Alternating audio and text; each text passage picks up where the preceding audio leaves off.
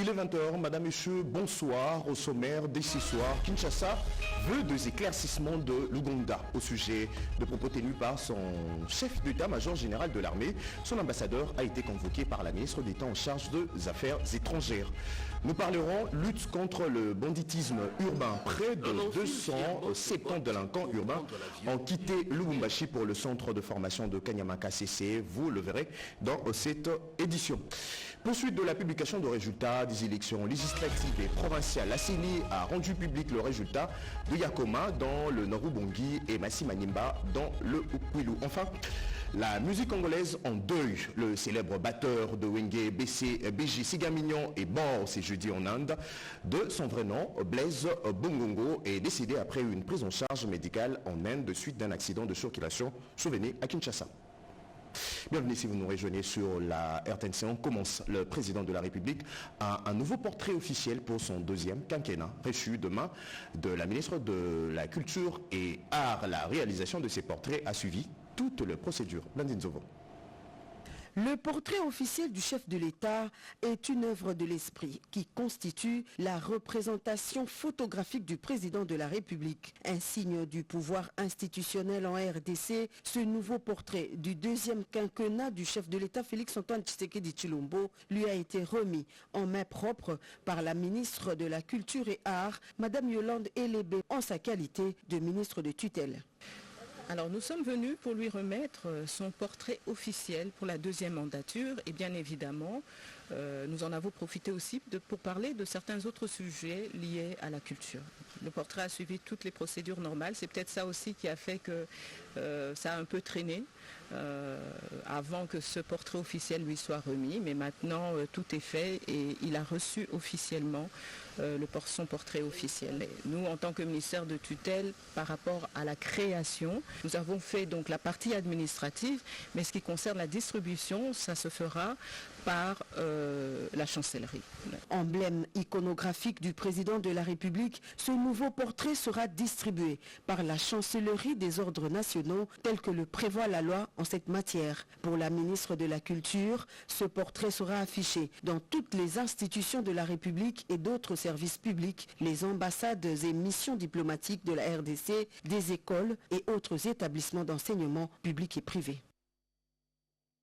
Et puis ces images du président de la République avec le premier vice-président de l'Assemblée nationale. Ces derniers est allé, selon sa parole, s'inspirer auprès du chef de l'État sur les orientations au sujet de messages politiques à partager avec la base lors de vacances parlementaires. Dans un climat politique marqué par des enjeux cruciaux, le premier vice-président de l'Assemblée nationale est venu recevoir des orientations politiques claires en vue de rendre compte à la base lors des vacances parlementaires auprès de sa population. L'honorable Jean-Claude Tshilomba Moussaou a également présenté au chef de l'État Félix-Antoine Tshisekedi Tshilombo les différentes matières abordées lors de la session ordinaire de septembre, traditionnellement consacrée au budget. Le premier vice-président de la Chambre basse a également fait le point sur les différents textes adoptés au cours de la session bouclée. Après 3 mois de session parlementaire et que maintenant nous avons clôturé, on va en vacances, l'occasion pour nous de rencontrer les populations, il est absolument nécessaire que nous ayons des orientations de politique publique, de politique générale venues du chef de l'État que nous devions partager avec nos populations, l'occasion aussi de partager et de faire rapport au chef de l'État sur ce qui a été notre activité pendant ces 3 mois de session. Nous avons épuisé toutes les matières inscrites au calendrier, nous ne sommes pas partis avec des arriérés. C'est d'ailleurs cela que j'ai eu l'occasion de partager avec son Excellence, Monsieur le Président de la République, en cette période de festivité et lui dire aussi que nous comptons sur son encadrement. Le numéro 2 du bureau de l'Assemblée nationale a profité de son passage à la Cité de l'Union africaine pour réitérer le soutien de l'institution parlementaire aux garants de la nation concernant tous les projets politiques et ceux à caractère social amorcés sous son autorité pour le bien-être de la population congolaise. Dans l'actualité également, Kinshasa veut renforcer son image à l'international. Au nom du garant de la nation, la ministre d'État aux Affaires étrangères a lancé hier mercredi la campagne de la candidature de la RDC au Conseil de sécurité. C'est parti pour la campagne de la République démocratique du Congo comme membre non permanent au Conseil de sécurité des Nations Unies pour la période 2026-2027 et dont l'élection se tiendra en juin 2025. Le lancement de la campagne de la candidature du pays de Félix Antoine Tshisekedi Tshilombo a eu lieu ce mercredi 18 décembre 2024 à l'hôtel Pullman de Kinshasa. Une activité présidée par la ministre d'État aux Affaires étrangères Thérèse Kaikwamba Wagner, en présence des membres du corps diplomatique accrédité en RDC et des nombreuses autorités du pays.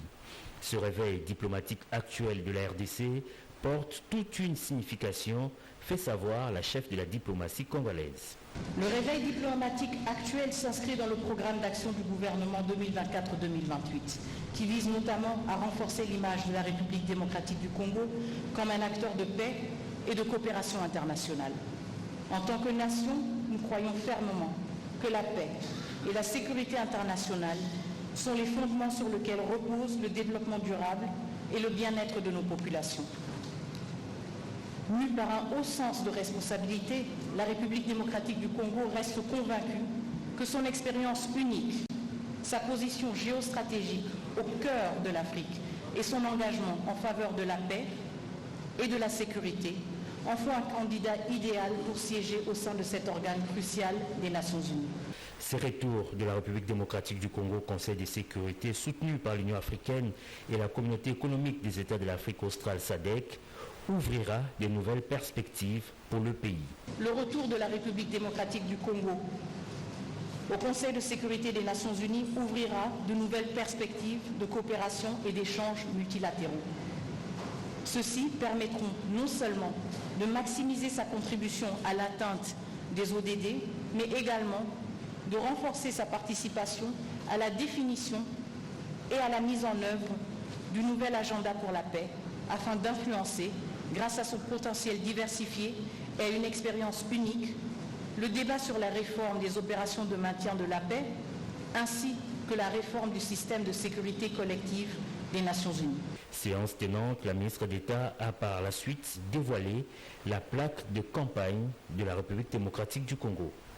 Pour rappel, c'est le 25 septembre dernier, du haut de la tribune de la 79e Assemblée générale des Nations Unies, que le président de la République, Félix Antoine Tshisekedi Tshilombo, avait annoncé la candidature de la RDC comme membre non permanent du Conseil de sécurité de l'ONU pour la période 2026-2027. Une expérience qui n'est pas nouvelle, car le pays a siégé pour la première fois en tant que membre non permanent lors de la période 1982-1983. Avant de poursuivre cette édition, Oscar Mbalkaïj nous a rejoint sur ces plateaux pour une annonce. Bonsoir et bienvenue. Bonsoir Gaëtan Magalano. Le président de la République a signé une série d'ordonnances portant nomination au sein des services publics de l'État et ainsi qu'au sein des forces armées de la République démocratique du Congo.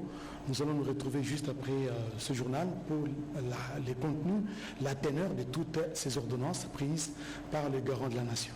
Oscar Mbalkaïch, merci pour cette annonce. On vous retrouve juste après le journal. Voilà, merci. Poursuivons cette édition. L'Assemblée nationale et le Congrès, et le Sénat plutôt, en congrès, c'est vendredi 19 décembre 2024. L'ordre du jour, la désignation d'un juge de la Cour constitutionnelle, Anim Balaka et Patrick Badibanga.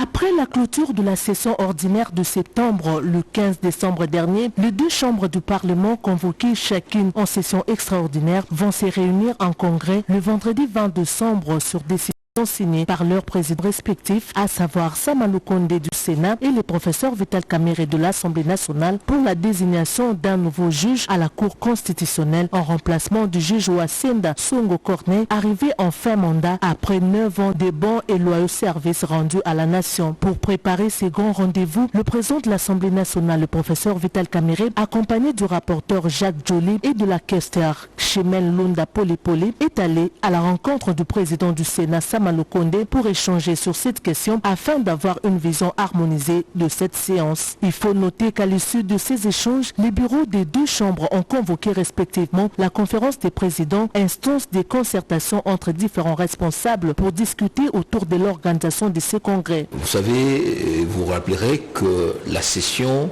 du mois de septembre a été clôturée conformément à la Constitution le 15 décembre 2024. Et aujourd'hui, le bureau devait annoncer à la conférence des présidents la convocation par sa décision d'une session extraordinaire conformément à l'article 116 de notre Constitution et 69 de notre règlement intérieur. Cette session extraordinaire a un seul point à l'ordre du jour, à savoir la désignation par le Congrès d'un juge constitutionnel dans les quotas réservés au Parlement. La convocation de ce congrès en session extraordinaire se base sur l'article 69 du règlement intérieur de l'Assemblée nationale après que les deux chambres aient été saisies par le président de la Cour constitutionnelle, Dieudonné Kamule Tabadi Banga, sur la fin du mandat d'un des 9 juges qui composent cette institution. Suivant les prescrits de l'article 158 de la Constitution, la Cour constitutionnelle est composée de 9 membres nommés par le président de la République, dont 3 nommés à sa propre initiative, 3 choisis par le Parlement et 3 désignés par le Conseil supérieur de la magistrature. Les 2 tiers des membres doivent être exercés par des juristes, avocats, juges, procureurs, professeurs universitaires avec un mandat non renouvelable de 9 ans. Changeons carrément de chapitre. Le préavis de grève adressé par le travailleur Onatra au gouvernement est suspendu.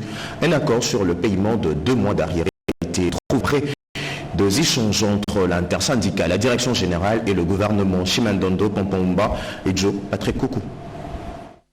L'intersyndicale de l'ONATRA, reçue ce jeudi 19 décembre 2024, voilà une preuve de plus d'un gouvernement ouvert au dialogue qui affronte les difficultés et au final, des solutions concertées arrivent à être trouvées.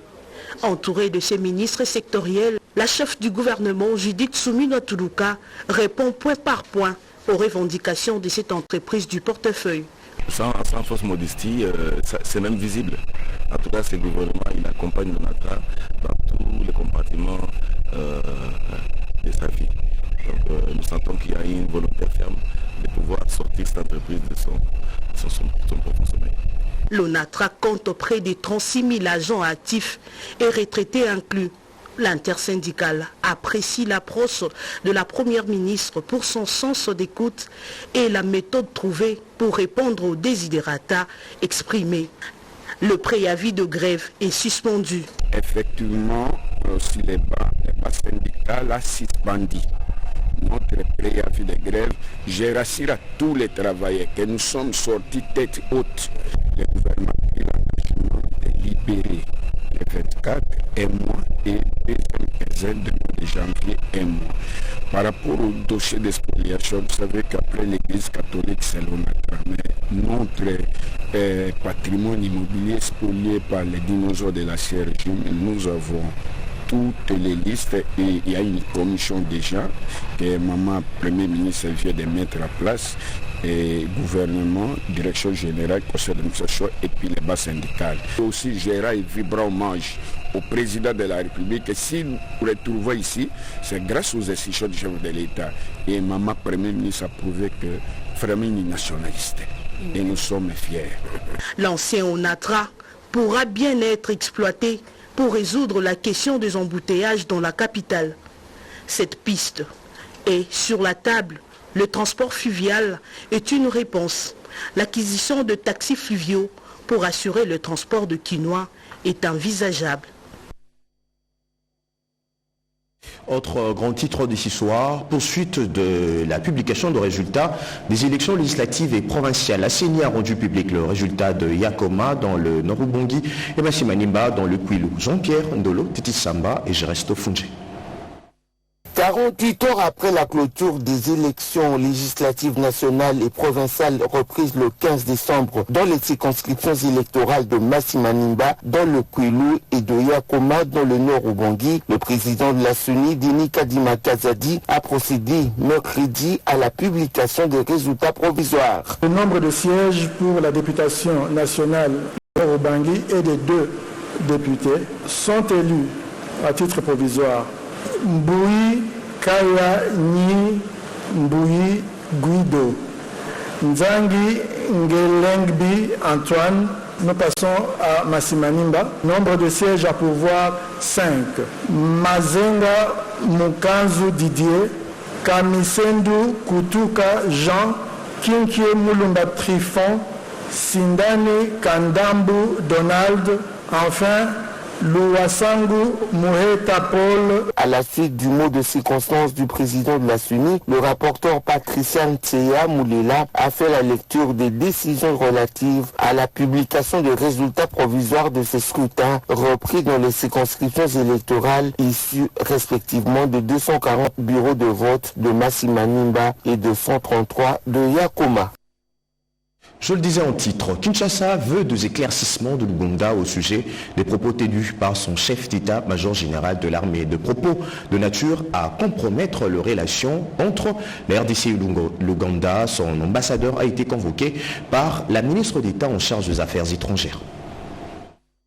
La chef de la diplomatie congolaise, Thérèse Kaikwamba Wagner, a convoqué Matata Tawa, chargé d'affaires de l'Ouganda en République démocratique du Congo, au sujet des récents propos jugés déplacés de Muhoozi Kainerugaba. Il s'agit du commandant en chef de la force de défense du peuple ougandais, l'armée nationale de l'Ouganda, qui aurait tenu des propos inappropriés à l'endroit du président de la République, Félix-Antoine Tshisekedi, notamment donné son avis sur les récentes évolutions de la situation sécuritaire et les mécanismes mis en place pour trouver la paix.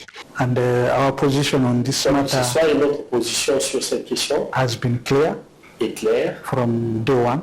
Depuis le début. And it is a matter that is being handled at higher level.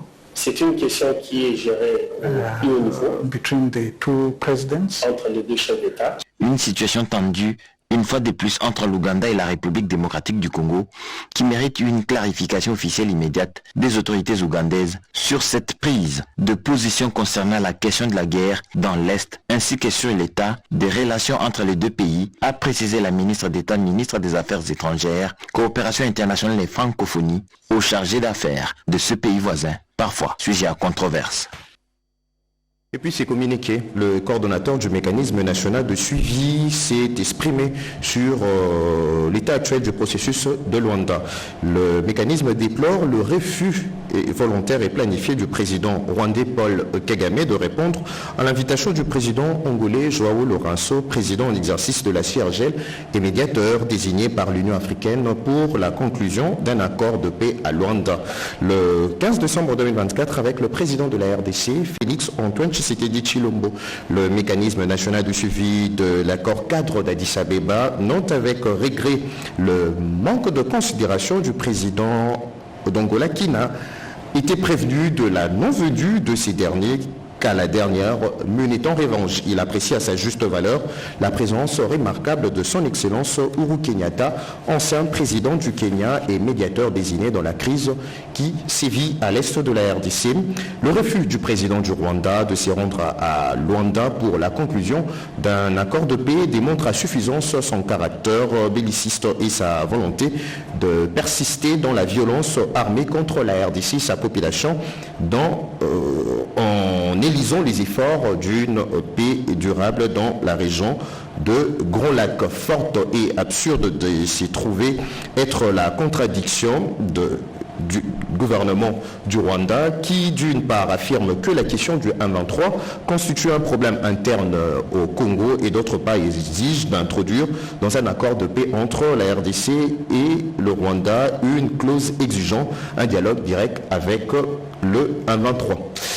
Dans l'actualité également, près de 270 délinquants urbains ont quitté Lubumbashi pour le centre de formation de Kanyama-Kasese. L'on enfile fièrement ses bottes pour prendre l'avion et retourner un jour transformé en bâtisseur. Dans les publics, l'on expérimente la douloureuse séparation. Femmes, parents, amis et connaissances, les sentiments oscillent entre le choc d'un proche qui s'éloigne et le bonheur de voir un délinquant choisir le chemin de la repentance.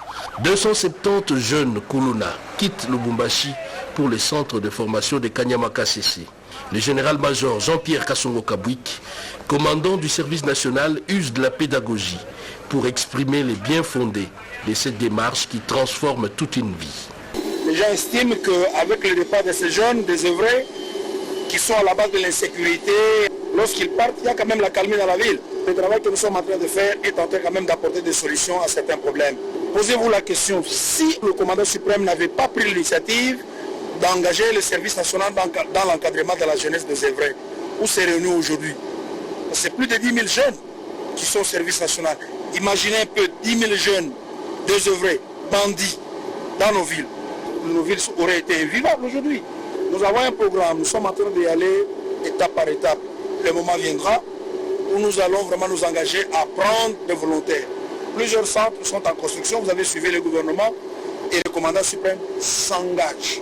Dans les lots, l'on note également des engagements volontaires, en dehors de la coercition dont font face ces marginaux de la société, hier machette à la main. Pour les week-ends, c'est la ville de Kolwezi qui va déverser d'autres candidats pour le service national. Clôturé, c'est jeudi à Kinshasa un atelier stratégique de consultation de principaux acteurs identifiés pour la préparation et la mise en œuvre du programme Compact énergétique de la RDC. Objectif, offrir à toute la population de l'énergie électrique. Dans le cadre de la préparation du programme Compact énergétique soutenu par de partenaires internationaux, une série de consultations a été organisée avec les principaux acteurs tels que la SNEL qui a présenté ce 19 décembre 2024 quelques mesures d'urgence pour l'amélioration de sa gouvernance et sa performance. C'est pour assurer une mise en œuvre coordonnée, inclusive et efficace. Le programme Compact vise donc à renforcer les infrastructures énergétiques de la RDC et à améliorer l'accès à l'électricité pour les populations urbaines et rurales. Les consultations ont pour objectif d'assurer l'inclusivité des acteurs qui interviennent dans les secteurs de l'électricité dans le cadre de la préparation du Compact énergétique de la RDC. Un programme qui doit permettre de pouvoir rehausser le taux de l'accès à l'électricité en République démocratique du Congo. La matérialisation de ce programme du gouvernement via le ministre des Ressources hydroélectriques et électricité connaît l'appui de la Banque mondiale et la Banque africaine de développement en vue de booster une couverture énergétique sur tout l'ensemble du territoire national. Le Compact, c'est une initiative du président de la Banque mondiale et de la BAD pour accroître l'accès à l'énergie en Afrique, avec l'objectif de connecter 300 millions de personnes d'ici 2030. C'est une initiative importante, pourquoi? Parce que ça permettra de coordonner l'ensemble des initiatives lancées par les gouvernements, les bailleurs. Ces consultations ont permis de mobiliser toutes les parties prenantes afin d'atteindre un objectif commun, celle de transformer le paysage énergétique du pays. Rappelons que cette activité a été organisée par le ministère des Ressources hydrauliques que dirige le ministre Teddy Luamba.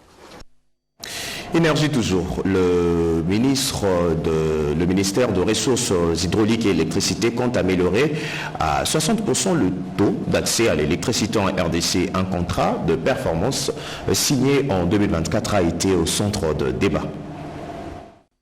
Compact énergétique de la RDC, c'est ces programmes dont la mise en œuvre prévoit un accès à l'électricité autour de 60% en RDC d'ici 2030. Sous la houlette du ministère des Ressources hydrauliques et électricité, toutes les parties prenantes sont associées à la réflexion. La Société nationale d'électricité SNEL SA, qui a signé un contrat de performance avec le gouvernement congolais, est au cœur de la manœuvre et son contrat de performance élaboré par les COPIREP a planté les balises. Alex Nkoussou, secrétaire exécutif du COPIREP, rappelle l'avantage du contrat de performance SNEL-gouvernement. Les conditions du succès, c'est que chaque partie doit respecter ses engagements. Il y a des engagements conjoints entre l'État et la SNEL, il y a des engagements de l'État et il y a des engagements de la SNEL. Et l'autre condition de succès se trouve dans le contrat, c'est la présence d'un mécanisme de contrôle, de suivi et évaluation. Le tout se poursuivre, voire à des échéances bien déterminées, qu'est-ce qui a été fait, qu'est-ce qui n'a pas été fait, pourquoi, comment corriger. Donc l'auditeur aura une fonction. L'audit de contrôle, mais aura aussi une fonction de conseil. Tous les autres acteurs, publics et privés, en serre, arrêt, sans être exhaustifs, travailleront de concert selon les priorités à définir par la tutelle. Ces travaux voulus par les bailleurs de fonds ont le mérite de définir des objectifs communs et le consensus autour d'un modus operandi. Inauguration dans le Sud Kivu de quelques ouvrages dans le cadre du programme de développement à la base de 145 territoires. Parmi les personnalités présentes, le vice-premier ministre en charge du plan et la sous-secrétaire générale des Nations Unies et directrice du bureau régional Afrique du programme des Nations Unies pour le développement. Mamita Bangoulou.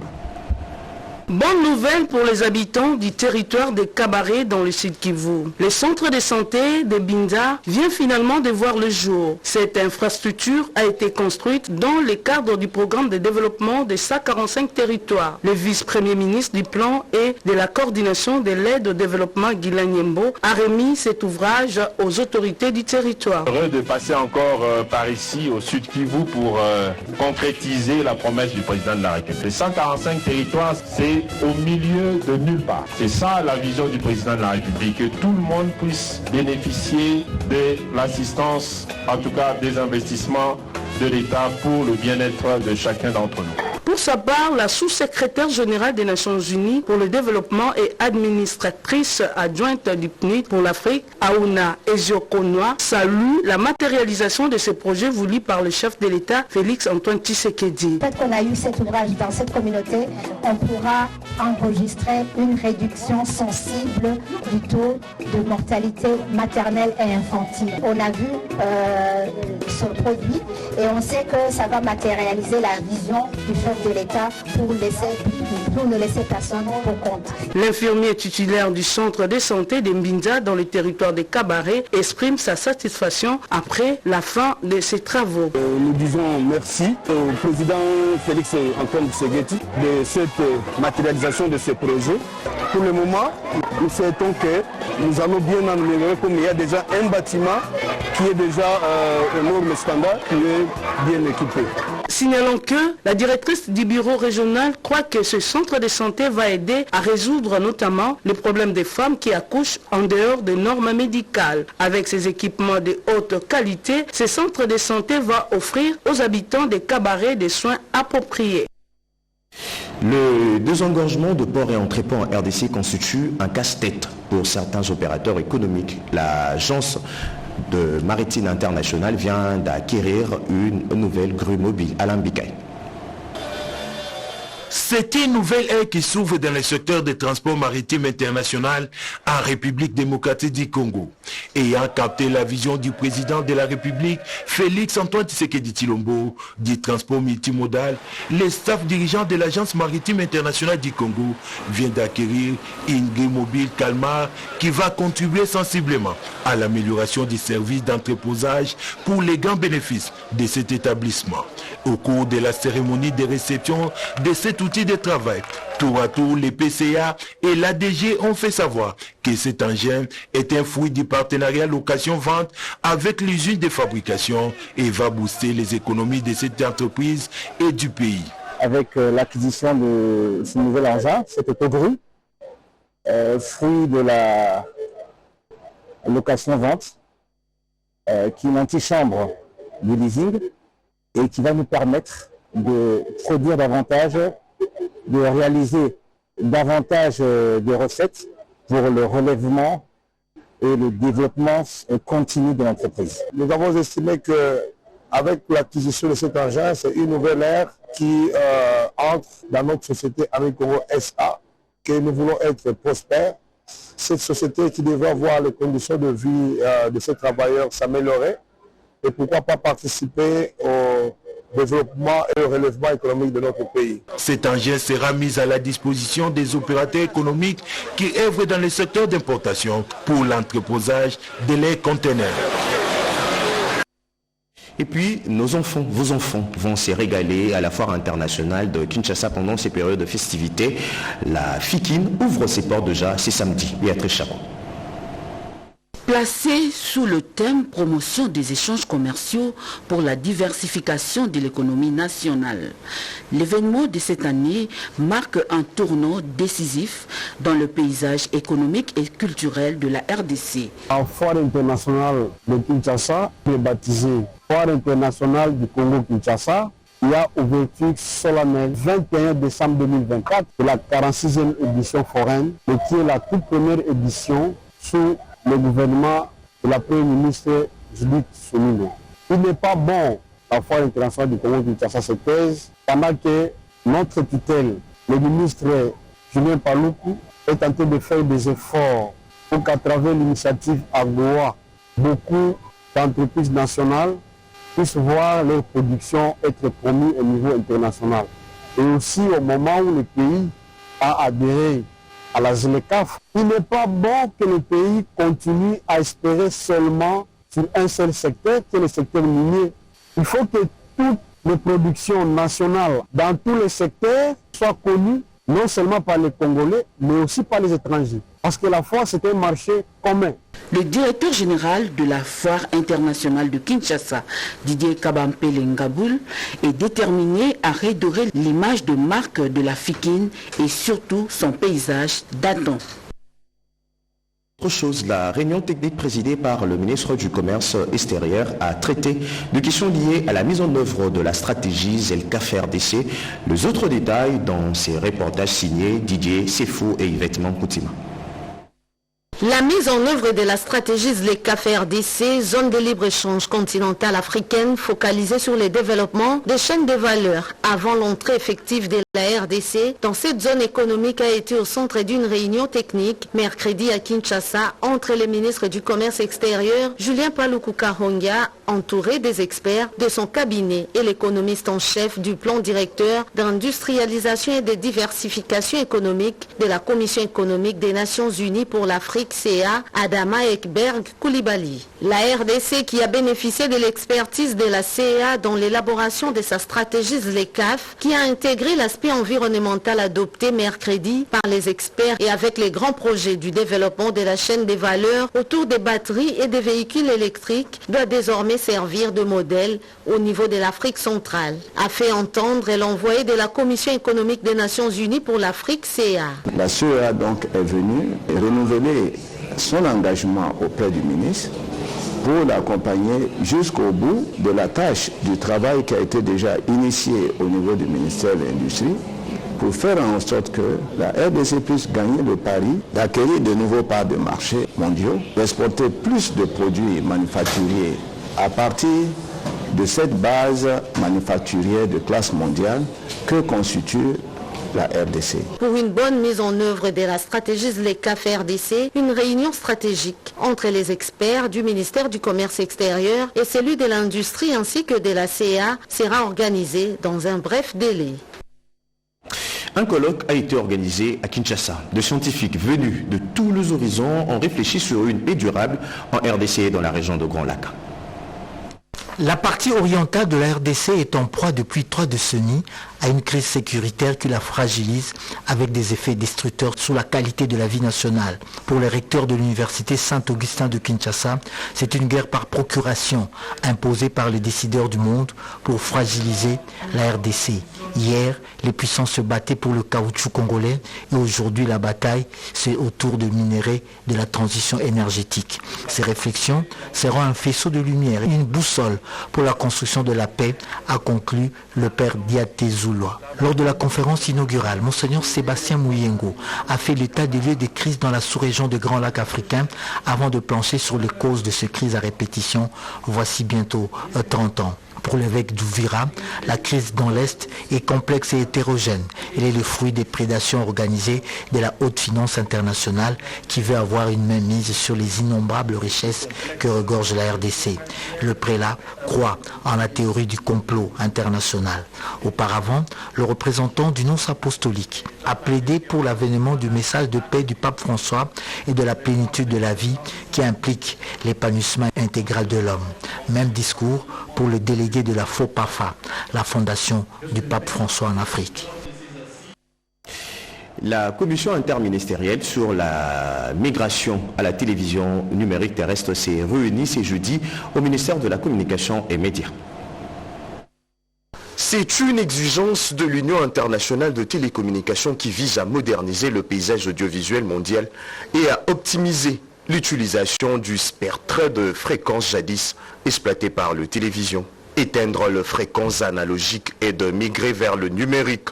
Comme partout ailleurs, cette transition permettra au gouvernement de la RDC de céder les fréquences analogiques aux opérateurs télécoms pour élargir leur bande passante d'exploitation Internet. Selon la commission interministérielle sur la migration à la télévision numérique terrestre, la première phase de la migration de 9 villes frontalières a permis au gouvernement de générer au budget national la somme de 82 millions de dollars américains. Nous avons tenu notre réunion, la première depuis l'installation du nouveau gouvernement en juillet dernier, pour faire l'état des lieux de la question, conformément d'ailleurs à certaines orientations que nous avons reçues du président de la République, pour nous permettre de parachever, en tout cas, le processus de migration à la TNT. La commission s'est décidée de passer par un appel d'offres restreint dans un futur proche pour trouver un prestataire qui accompagnera le gouvernement vers la deuxième phase de la migration. Mais parallèlement à cela, nous avons aussi convenu de travailler sur une feuille de route avec des activités clés, notamment des activités de communication, pour nous permettre d'expliquer aux Congolais les biens fondés de la migration sur la TNT, pour que nous puissions aussi en faire bon usage. À ces jours, le processus de déploiement de la TNT est seulement opérationnel dans 9 villes de la RDC. Depuis 2018, 46 villes restent à déployer selon le coordonnateur de la Commission nationale de migration à la télévision numérique terrestre. Il faut une enveloppe d'environ 60 millions de dollars américains pour finaliser ces processus. Au-delà de la RDC, une délégation de l'Agence pour la promotion de classe moyenne séjourne au Portugal dans le cadre des échanges en vue de mettre en place un partenariat gagnant. Mireille Ndeke. À leur arrivée, la délégation de la PROSEM a été reçue par le docteur Luis Celso, représentant d'un regroupement d'industriels de la région de Porto pour un briefing. La société Flexic Dream va constituer la première étape de la mission. Spécialisée dans la fabrication de matelas de haute qualité, a attiré la convoitise du numéro 1 de la PROSEM qui a émis le vœu de voir cette société s'implanter en RDC pour l'émergence d'une classe moyenne. Dans la même optique, la délégation congolaise a eu à visiter plusieurs industries sur place, parmi lesquelles la société Vakaïma, par exemple, spécialisée dans la fabrication de portes en bois, le groupe Tagar, connu dans la fabrication et montage de grues, Nos Group, dans la fabrication de peinture et tant d'autres dans plusieurs domaines. Une mission très bénéfique pour l'assainissement du climat des affaires en RDC. Pascal Chelot tient à une collaboration étroite entre la RDC et le Portugal. Partout où il est passé, le numéro 1 de la PROSEM s'est dit honoré de la marque de sympathie de la partie portugaise. Il a donné des assurances fermes aux investisseurs sur la sécurité juridique, les conditions de douane et de taxes, la sécurisation de personnes et de leurs biens. Il s'y est dénoté que la délégation de la PROSEM a été complétée de la chargée de mission du ministre de tutelle et point focal à la PROSEM, Madame Kaembe Mbouyi Gisèle. Au pays, la Banque mondiale prête à soutenir la gratuité de la maternité prônée par le chef de l'État. C'est le résumé de la réunion entre le ministre congolais en charge de la santé et le partenaire. C'est un reportage signé Robert Ndaye et Turlo Timanga. C'est une grande réunion d'évaluation sans complaisance entre le ministre de la Santé publique, Dr Samuel Roger Kamba, et le membre du Comité national des coordinations du système de santé universel, conduit par les directeurs du PDSS, ainsi que les 6 directeurs généraux des établissements de facilitation. Cette importante réunion visait avant tout à dresser un bilan complet de la mise en œuvre de la politique de la gratuité de la maternité, d'identifier les défis rencontrés et en tirer les leçons nécessaires pour en améliorer l'efficacité à l'avenir. L'objectif de cette rencontre était de discuter des défis rencontrés afin de mieux ajuster cette politique et garantir son succès à long terme, a déclaré le docteur Michel Mouvoudi, spécialiste principal en sang et gestionnaire de projets de santé. 2 ou 4 le ministère de la Santé a organisé une revue pour évaluer la première année de la gratuité de la maternité. La Banque mondiale, comme vous le savez, on était impliqué dans cette revue, mais aussi nous soutenons cette politique du gouvernement. Le deuxième pivot, c'est qu'en fait, on devrait s'assurer que l'information est symétrique entre les différentes parties prenantes. La Banque mondiale, partenaire clé, a soutenu plus d'1 million d'accouchements assistés par des financements et subventions, contribuant ainsi au bon déroulement de l'initiative dans les 11 provinces concernées. Dr Michel a précisé l'un des grands enjeux de cette réunion était d'assurer une information symétrique entre toutes les parties prenantes. Dr Michel a réaffirmé l'engagement de la Banque mondiale à soutenir le ministre de la Santé publique dans ses efforts pour lutter contre la mortalité maternelle et infantile, selon le vœu du président de la République, Félix Antoine Tshisekedi Tshilombo, maternité Ophélie. D'un registre à un autre, un événement important s'est déroulé à Kinshasa sous le haut patronage de la ministre déléguée en charge de la coopération et francophonie, Bestine Kazadi. La célébration de l'initiative de modernisation du centre de lecture et animation culturelle Suzingoy et Tony Djouma. Le gouvernement de la République tient à la promotion des centres de lecture et d'animation culturelle en RDC. C'est dans ce cadre qu'il faut placer la modernisation de ce centre situé dans la commune de Bandalungwa. L'événement a été marqué par un moment symbolique de l'inauguration d'une plaque commémorative par la ministre déléguée en charge de la coopération internationale et francophonie, Bestine Kazadi. Ce qui marque l'officialisation de l'initiative de modernisation des centres de lecture et d'animation culturelle, un projet qui va s'étendre à travers tout le pays. Motif de satisfaction pour le bourgmestre de la commune de Bandalungwa. L'ambassadeur de la République de Suisse, président des groupes des ambassadeurs francophones, a salué cette coopération et a souligné l'importance de soutenir les projets qui améliorent l'accès à l'éducation. La ministre déléguée en charge de la coopération internationale et francophonie, Bestine Kazadi, a exprimé la nécessité d'étendre les centres de lecture et d'animation culturelle à travers tout le territoire national. Éducation. Il s'est tenu à Kinshasa la 47e session ordinaire du Conseil d'administration des universités de la RDC. Les autres détails dans ces récits. Les dossiers de toutes les universités de la République démocratique du Congo ont été sur la table de cette 47e session ordinaire du Conseil d'administration des universités congolaises.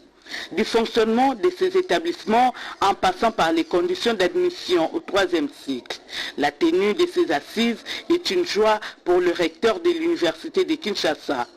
Il est important pour nous que la tutelle nous accompagne dans le système, pas forcément uniformisé pour tous l'enseignement supérieur, mais la numérisation, c'est le meilleur moyen pour que nous puissions relever le défi de la gouvernance, qu'elle soit administrative, de recherche, académique, etc.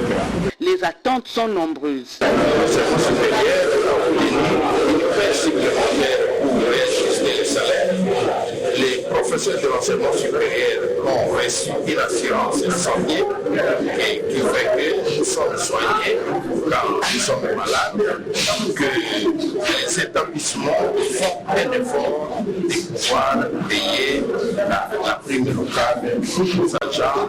Cette rencontre a permis aux recteurs des universités congolaises d'évaluer leurs institutions en vue de se projeter pour l'avenir. On enchaîne. L'Agence pour la prévention et la lutte contre la corruption a organisé une série de manifestations. Gumatundu. Jeunes zéro corruption. C'est le sens de cette journée des réflexions. Le participant, dont des écoliers, des jeunes étudiants, la trame intellectuelle, ont interagi avec les 3 panélistes ayant évoqué les causes exogènes de la corruption en RDC ainsi que des remèdes. Revenant sur les faits assimilés, le coordonnateur de l'Agence de prévention et de lutte contre la corruption, Michel Victor Lessaille, renseigne que ces mal privent le jeune d'accéder aux services de base. La jeunesse est la clé de voûte de notre lutte contre la corruption. Elle n'en est pas victime, mais elle doit en devenir danseuse. La République démocratique du Congo a amélioré son classement sur les listes de perception de la corruption au plan international. Et ce, grâce aux efforts fournis par le président de la République dans sa lutte contre la corruption depuis son arrivée à la République.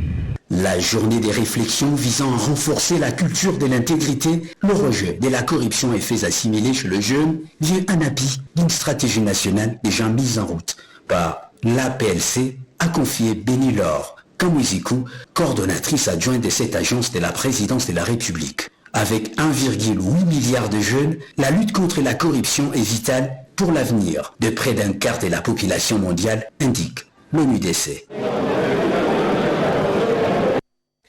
Un atelier organisé à Kinshasa a tablé sur le dialogue stratégique de ressources libres à l'intention des acteurs éducatifs. Christine Menzo.